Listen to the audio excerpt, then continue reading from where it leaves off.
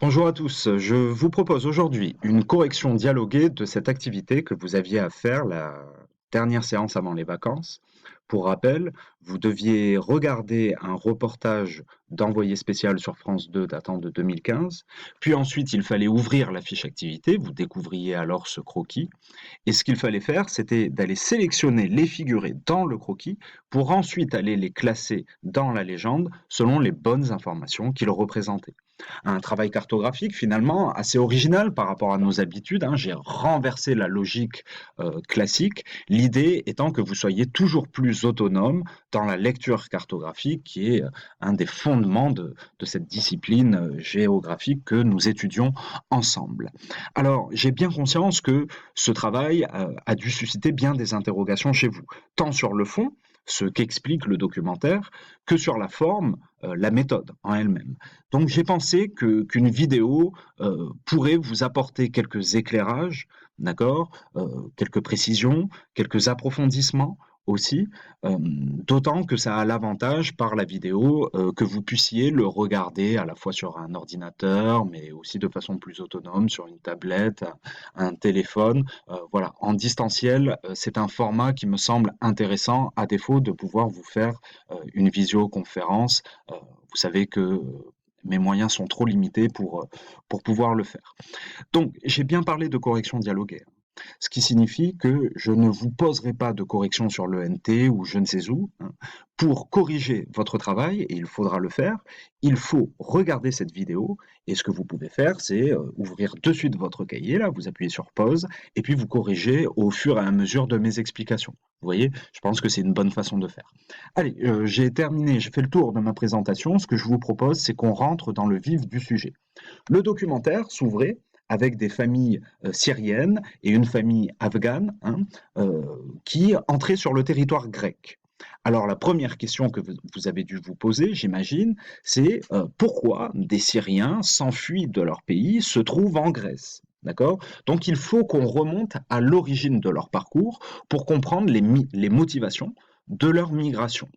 Et la première partie de ma légende se penche sur cet aspect-là. D'accord. Donc le Proche-Orient, un espace en tension.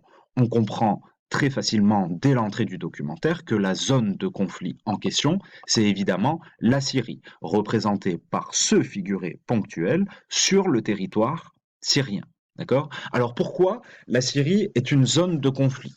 euh, on vient de fêter, le terme est mal choisi, euh, on vient de fêter les 10 ans de ce conflit. D'accord. Ce qui, c'est symbolique, hein, c'est une durée symbolique, ça nous montre à quel point il s'enracine. D'accord. Tout est parti en mars 2011 de manifestations euh, populaires, d'accord, pacifiques et pro-démocratiques. Chacun de ces trois éléments est absolument important. D'accord. Que demandait le peuple syrien qui s'est soulevé contre son gouvernement? Il demandait une ouverture, pour faire simple, de ses droits politiques. D'accord. Et quelles sont les caractéristiques donc du régime en place en 2011 et qui est toujours en place aujourd'hui en avril 2021? C'est un régime personnel, c'est-à-dire que vous avez un homme au pouvoir, Bachar al-Assad, avec un entourage composé de membres de sa famille et de personnes qui lui sont fidèles, d'accord. Donc le pouvoir est concentré entre ses mains, d'accord. C'est un pouvoir autoritaire, c'est-à-dire qu'il ne tolère pas la contestation, il ne tolère pas l'opposition, et donc, en vertu de cette caractéristique, très rapidement, Bachar al-Assad, le président, donc, a décidé de répondre aux manifestations en envoyant l'armée. Et les affrontements ont très rapidement dégénéré, puisque très rapidement, on est rentré dans une véritable guerre civile. Et alors là, il faut qu'on utilise la géographie pour comprendre la portée de ce conflit.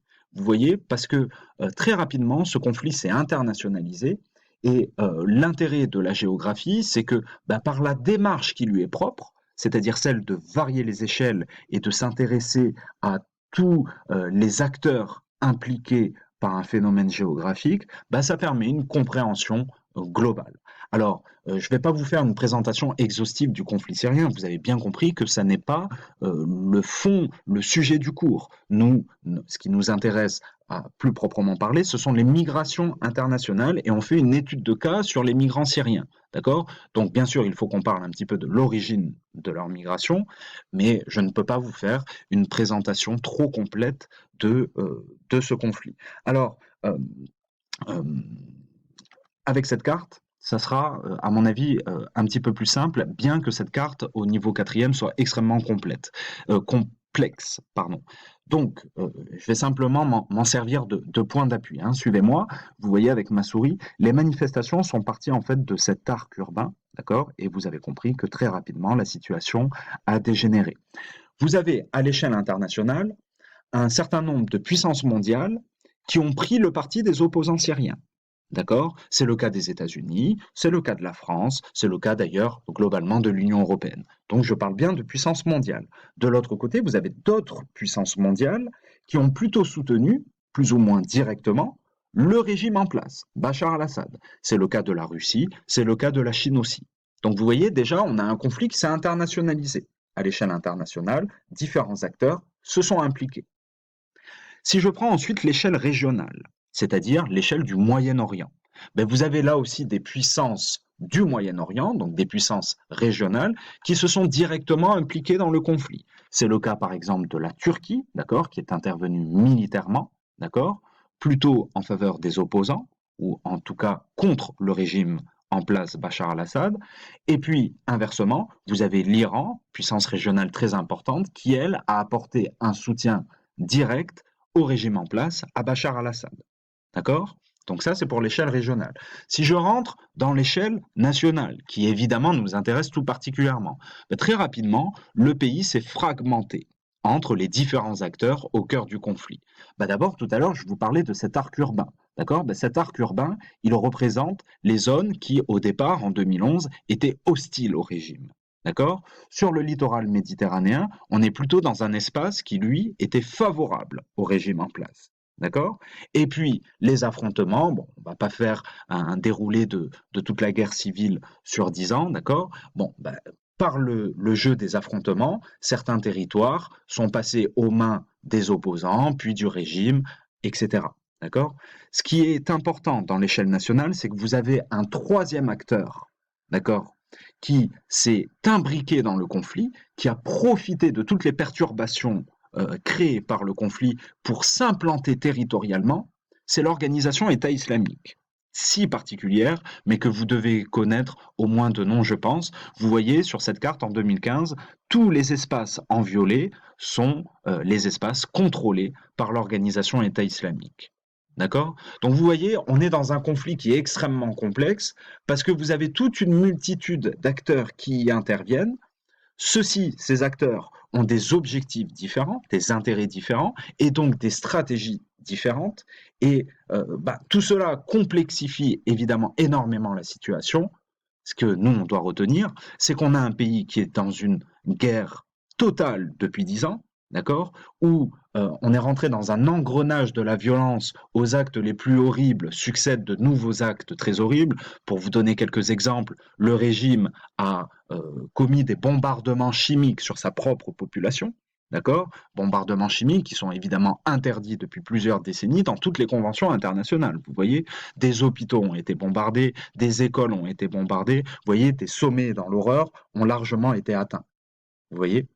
Et donc, quelles sont les conséquences humaines du conflit? Vous avez une ONG qui se charge de comptabiliser les pertes humaines. On est aujourd'hui à quasiment 390 000 morts. Il faut savoir que la Syrie, en 2011, c'est quasiment 21 millions d'habitants, un petit peu moins, d'accord? Donc, 390 000 morts, un petit peu moins, d'accord? Vous avez 120 000 civils qui ont été tués dans les affrontements. Parmi ces 120 000 civils, on compte plus de 22 000 enfants. Vous voyez, 200 000 personnes sont portées disparues. Voilà. Vous avez, je crois, quasiment 90 000 personnes qui sont disparues dans les prisons et qui ont été torturées. Donc, quand je vous parlais de sommet de l'horreur, voilà, je crois que la formule n'est pas exagérée. Alors, quelle est la réaction de la population face à ça? Bien évidemment, la population, lorsque les individus, lorsqu'ils se sentent en danger, le réflexe est de partir. Et ce réflexe peut se décliner en deux possibilités. Et là, on se rapproche du cœur du sujet, donc soyez bien attentifs. La première possibilité, c'est de quitter son foyer pour aller se retrancher ailleurs dans le pays, dans un endroit plus sécurisé. D'accord? C'est ce qu'on appelle les déplacés internes. En Syrie, on en compte 6,7 millions. D'accord? Donc, généralement, on va se retrancher dans un camp, d'accord? Un camp de déplacés, tout simplement, où les conditions de vie sont particulièrement dures. Ça, c'est la première possibilité, la première déclinaison de ce réflexe qui est celui de partir. La deuxième déclinaison, et là on rentre au cœur du sujet, c'est celle aussi de quitter son foyer, parce qu'on est trop en insécurité, mais on se considère en insécurité dans l'ensemble du pays. Donc ce qu'on va faire, c'est qu'on va franchir les frontières de la Syrie pour se rendre dans un État voisin, et là, on parle de réfugiés. Les réfugiés, c'est ceux qui franchissent les frontières de leur État parce qu'ils craignent pour leur vie, ou du moins pour leur intégrité physique. Et je reviens à ma carte, à mon croquis, pardon. On est donc là dans mon deuxième figuré, qui est un figuré fléché, et qui vous représente les flux de réfugiés fuyant la guerre. Alors j'ai besoin, pour que ce soit bien clair, de mettre d'emblée les figurés suivants. Vous voyez bien que dans ces réfugiés, ils sont au nombre officiel de 6,6 millions. Vous vous rappelez, les déplacés, c'était 6,7 millions. Les réfugiés, c'est 6,6 millions officiels. Dans la réalité, ils sont sûrement plus proches des 8 millions, mais je n'ai pas le temps de rentrer dans les détails. Vous voyez bien que mes flèches ont une taille différente. C'est pour une raison simple, c'est que ces flèches, elles décrivent par elles-mêmes l'ampleur du phénomène qu'elles représentent, c'est-à-dire les flux de réfugiés. D'accord? Sur ces 6,6 millions de réfugiés officiels, vous en avez 65% qui sont en Turquie. Ça représente quasiment 4 millions. C'est pour ça que la flèche est plus grosse. Vient en deuxième position, 15% le Liban.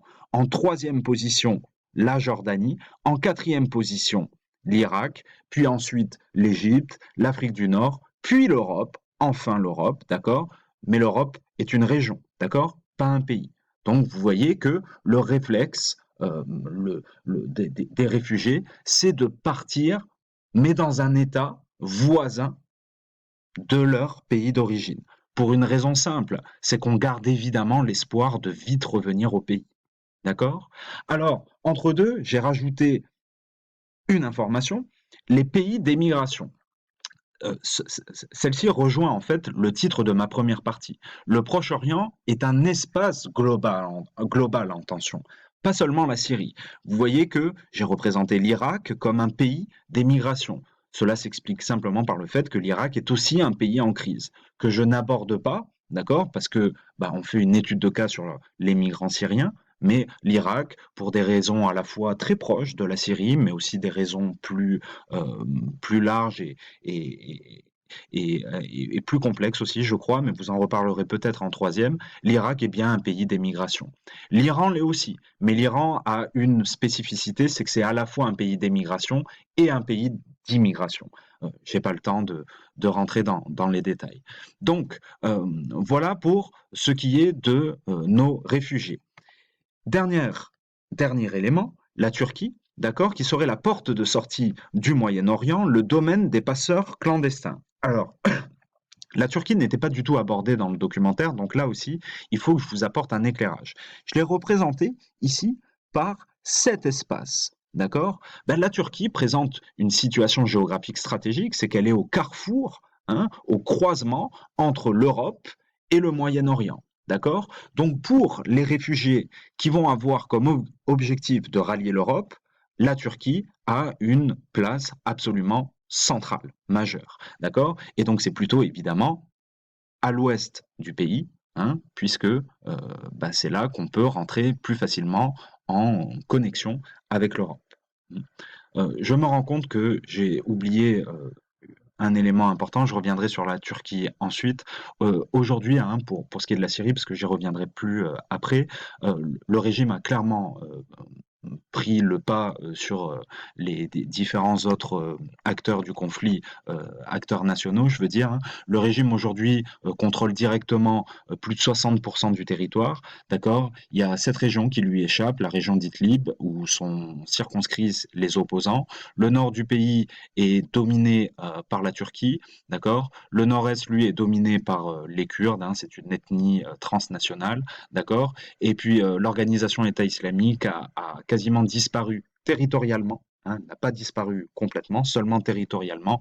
Elle est circonscrite dans une zone autour de Deir ez-Zor. C'est un petit peu difficile à définir. Bon, je fais une deuxième vidéo hein, pour la suite.